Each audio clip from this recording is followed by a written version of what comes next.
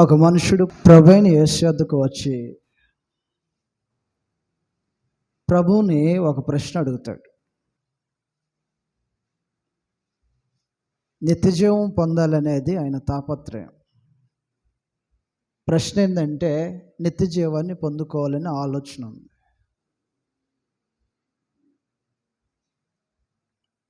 కానీ నిజంగా సందేహం కలిగి అడుగుతున్నటువంటి వాడిగా కనపడ్డాడు ఆయన.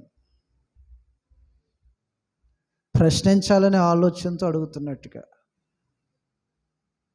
ప్రభువును శోధించాలనే ఆలోచనతో అడుగుతున్నట్టుగా క్రీస్తు ప్రభు దగ్గరకు వచ్చాడు. ప్రభు అయిన యేసు దగ్గరకు వచ్చినటువంటి మనిషి ఎవరో, ఏ ఉద్దేశంతో వచ్చాడో, ఏ ప్రశ్న అడగబోతాడో, దాన్ని తెలుసుకోవటానికి అడుగుతున్నాడో, శోధించడానికి అడుగుతున్నాడో తెలియనటువంటి వాడు కాదు ప్రభు. ఈ ప్రశ్న అడుగుతున్నటువంటి అతనికి తెలియదు, కానీ ప్రభు అయిన యేసుకు మాత్రము బాగా తెలుసు. మనుషుని యొక్క ఆంతర్యాన్ని ఎరిగినవాడు ఆయన.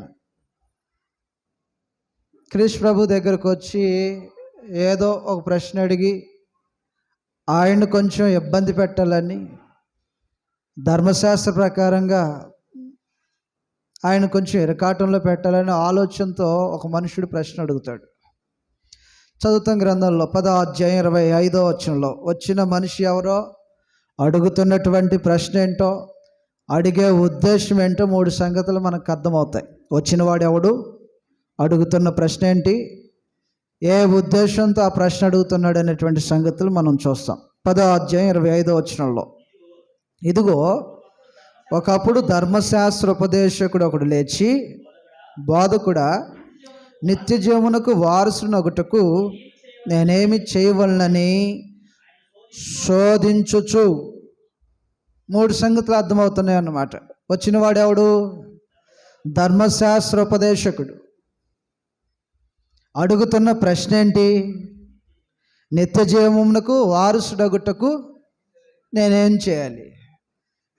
అడిగిన ఉద్దేశం ఏంటి, శోధించటం,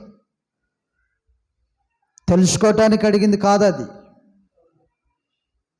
ప్రభు అయిన యేసుకు తెలియదు కదా మరి ఈయన ఎవరో, ఎందుకు వచ్చాడో, ఏం అడుగుతున్నాడో తెలియదా?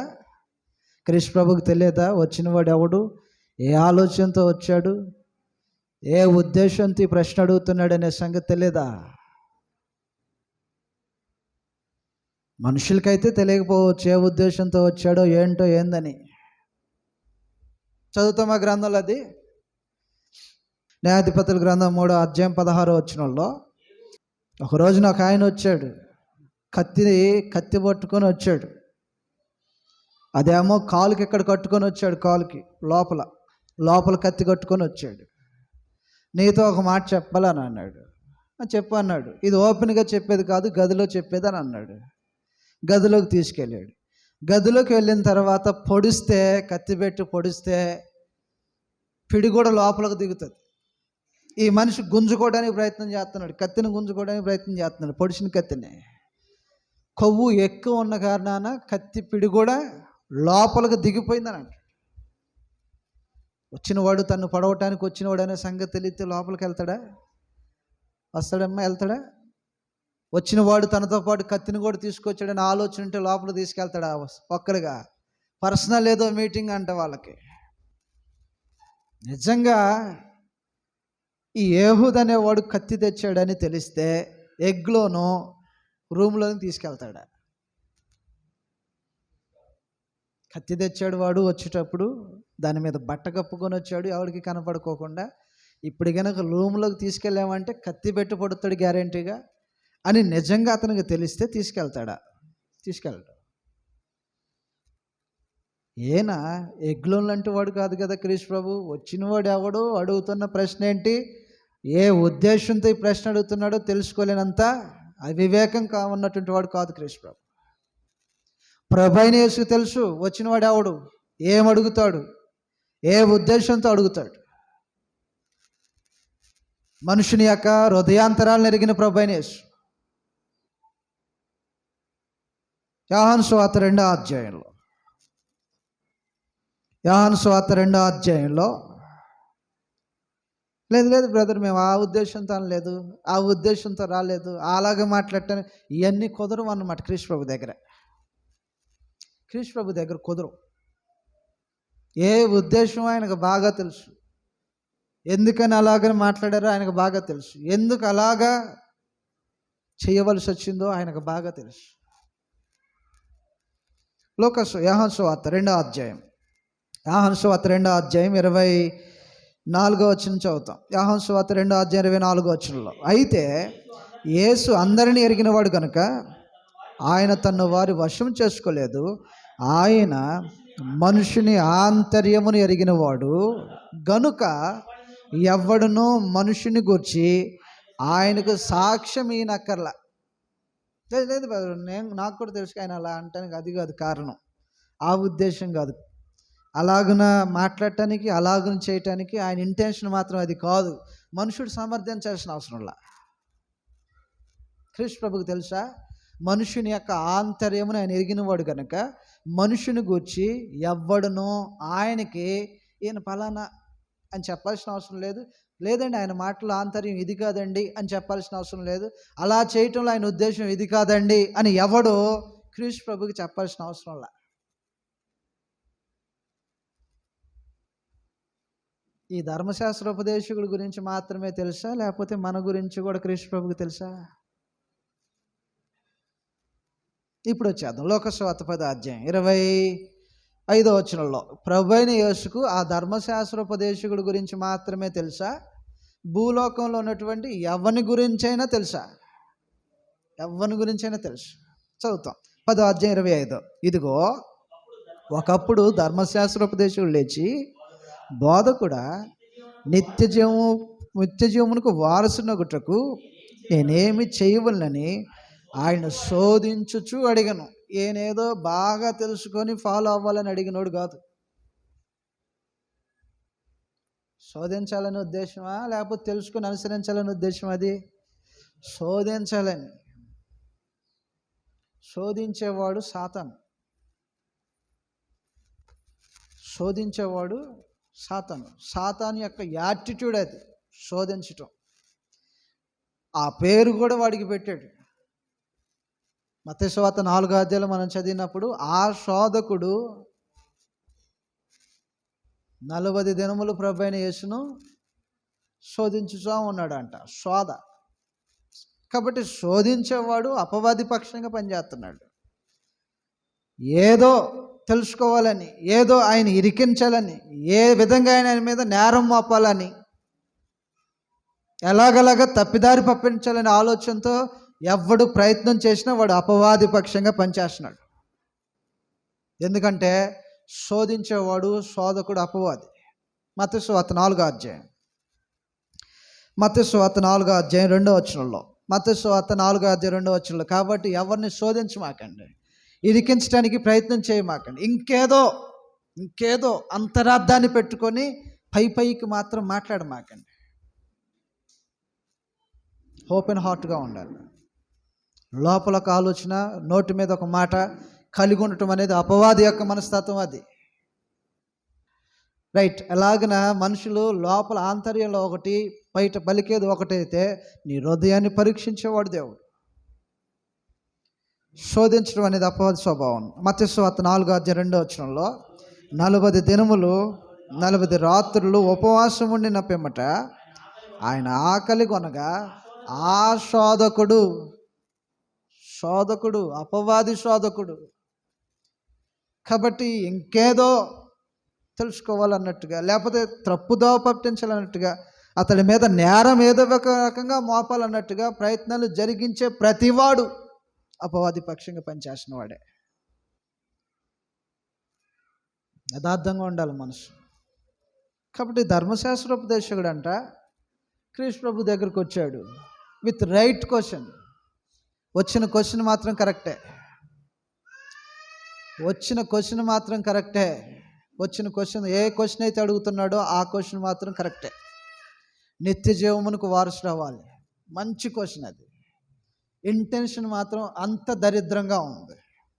ఉద్దేశం మాత్రం, ఆలోచన మాత్రం ఎందుకు అడుగుతున్నాడో ఆ తపన మాత్రం అంత దరిద్రంగా ఉంది. ఆయన్ను శోధించుటకు.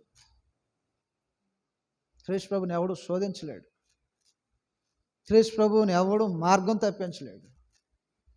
క్రీస్తు ప్రభు మీద ఎవడు ప్రశ్నలు వేసి ఆయన నేరస్తునిగా రుజువుపరచలేడు. కాబట్టి ప్రభు అయిన యేసు ఏం చేయబోతున్నాడు? వచ్చిన ఆయన ఎవరో, అడుగుతున్న ప్రశ్న ఏంటో, ఏ ఉద్దేశంతో అడుగుతున్నాడో దాన్ని ఎరిగినవాడు కాబట్టి ఆయన ఏమంటున్నాడంటే, నువ్వు ధర్మశాస్త్ర ఉపదేశకుడువా అన్నట్టుగా అడిగాడు అన్నమాట. వచ్చిన ఆయన ఎవరు? ధర్మశాస్త్ర ఉపదేశకుడు. ఉపదేశకుడైతే ఏ ఉపదేశం చేసేవాడికి ఆ సంగతులు తెలియదా?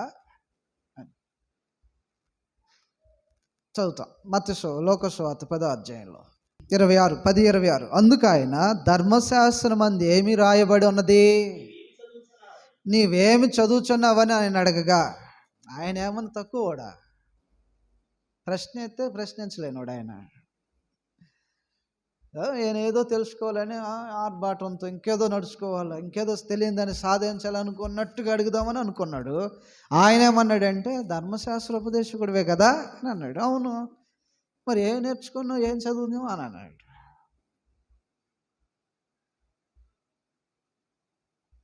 దానికి ఏమంటాడు అతడు, నీ దేవుడైన ప్రభువును నీ పూర్ణ హృదయంతోనూ, నీ పూర్ణ మనసుతోనూ, నీ పూర్ణ శక్తితోనూ, నీ పూర్ణ వివేకముతోనూ ప్రేమింపవలెననియు, నిన్ను వలె నీ పొరుగువాన్ని ప్రేమింపవలెననియు రాయబడి ఉన్నది అని చెప్పాడు. రాస్తున్నది ఏంటో తెలుసు, దేవుని యొక్క చిత్తం ఏంటో తెలుసు, బాగా తెలియనోడు కాదన్నమాట. ఒకవేళ తెలియనివాడు అయినట్లయితే వేరే విధంగా ఉంటుంది సంభాషణ. ప్రభు అయిన యేసు అసలు ప్రశ్న ఎందుకు అడుగుతాడు? ఈయన ఉద్దేశం కరెక్ట్ అయితే ఆయన మరలా ప్రశ్న వేసే రూపంలో ఎందుకు అడుగుతాడు? చెప్పాల్సింది చెప్తాడు. అయ్యా, నేను నీతో పాటు రావాలనుకుంటున్నాను, దయచేసి నన్ను రావద్దు అని అనుకుని ఒక ఆయన బ్రతిమలాడాడు ఒక రోజున. వద్దు, నువ్వు మీ ఇంటికి వెళ్ళిపో అని అన్నాడు. కాబట్టి ఎవరికి ఏ సమాధానం చెప్పాలో ఆయనకు బాగా తెలుసు. అడుగుతున్నాడు ధర్మశాస్త్ర ఉపదేశకుడు. ధర్మశాస్త్ర ఉపదేశంలో ఏముంది అని అడిగాడు. ఫలానాది ఉంది అని చెప్పాడు. కరెక్టే కదా, రైటే కదా అని అన్నాడు ప్రభు అయిన యేసు. అందుకు ఆయన, నువ్వు సరిగ్గా ఉత్తరం ఇచ్చితివి, అలాగ చెయ్యి. నిత్యజీవం కావాలంటే అలాగ చెయ్యి. తెలిసి ఉండటం కాదు, చేయటం కావాలి. ఈరోజున మనం క్రీస్తు సంఘాల్లో ఉన్న పరిస్థితి ఏంటంటే, తెలుసుకోవటం వాటికే, చేయటం అనేది ఉండదు. 100% ఉండదు. 100% ఉండదు. ప్రభు సంఘము అని చెప్పుకుంటున్నటువంటి అనేక స్థలాల్లో సంగతులు కేవలం తెలుసుకోవాలనే ఆలోచనే కానీ తెలుసుకున్న దాంట్లో ఖచ్చితంగా అమలు జరగాలనే ఆలోచన ఉన్నటువంటి వాళ్ళు లేరు. దేవుని పక్షంగా మనం చేసిన కార్యాల్లో కానీ నిజంగా భక్తి కనబడుతుందా? ప్రభు అయిన యేసు మాట్లాడు, ధర్మశాస్త్రోపదేశకుని పిలిచాడు, అది చేయటం నెయ్యి, ముందు చెయ్యి. తెలుసుకోవటం కాదు, చెయ్యి. నిత్యజీవానికి వారసులు అవ్వాలని కోరుకుంటున్నావు కదా, తెలుసుకోవటం మాత్రమే కాదు, అది అమలుపరచు జీవితంలో. నిన్ను వల్లే నీ పొరుగు వానికి ప్రేమించాలనేసరికి ఎక్కడో చురుక్కుమంటూ మాత్రమే కాదు, దానికి ఏమన్నాడంటే తాను నీతిమంతుడైనట్టు కనపరుచుకోవాలని ప్రయత్నం. మళ్ళీ ఏంటి ప్రశ్న ఎత్తే మళ్ళీ నాకు ప్రశ్న, నాకు మళ్ళీ అది చెప్పించి, నాతోనే చెప్పించి మళ్ళీ అటు చెయ్యమని అంటామా? ఇగో హట్ అయింది. ఇగో హట్ అయ్యి అయినా నాకు పొరుగుడు ఎవడంటో, బా ఏం ప్రశ్న. మళ్ళా నిన్ను వల్లే నీ పొరుగు వాడిని ప్రేమించమని చెప్పాడు కదా, దీనికి ఈయన గారు మళ్ళీ ఏం చెప్తున్నాడంటే, అయినా నాకు అసలు పొరుగుడు ఎవడు ఉండంటో, మొత్తం మనోళ్ళే కదా. అవునా? ఆయన తెలుస్తాడు కదా పొరుగుడు ఎవడో, పొరుగుడు కానుడు ఎవడో. కింద భాగంలో చదువుతావు అన్నమాట. నువ్వు సరిగ్గా చెప్పితవని చెప్పాడు, అలాగ చేయము, అప్పుడు జీవించదవని అతనితో చెప్పాను. అయితే తాను నీతిమంతుడైనట్టు కనపరచుకొనకొర గోరి, ఇది నైజం, మానవ నైజం. కాని దాన్ని అయినట్టు కనపరుచుకోవటం అనేది మానవ నైజం.